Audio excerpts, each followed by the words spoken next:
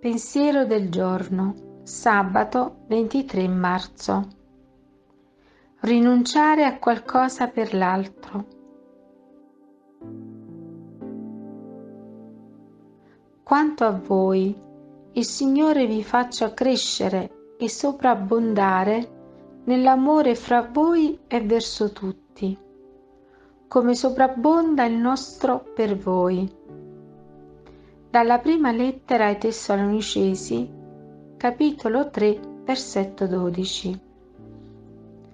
In queste parole, apparentemente semplici, emerge innanzitutto l'idea che tutta la vita cristiana si riassume nell'amore reciproco. Allo stesso tempo si scopre in esse che l'amore reciproco è il mezzo più efficace per sostenere, rafforzare e rinvigorire l'anima contro la persecuzione e contro tutte le difficoltà esterne e interne che la minacciano. Inoltre, non è difficile scoprirne il motivo.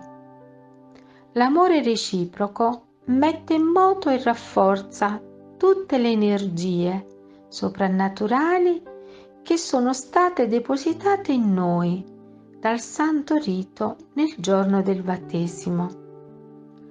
La fede che ci spinge a vedere sempre Gesù nel nostro fratello, la speranza che ci aiuta a ricominciare dall'inizio, dopo ogni colpa, e poi tutti gli aspetti dell'amore verso il prossimo: umiltà, dolcezza, pazienza, misericordia, purezza, povertà, eccetera.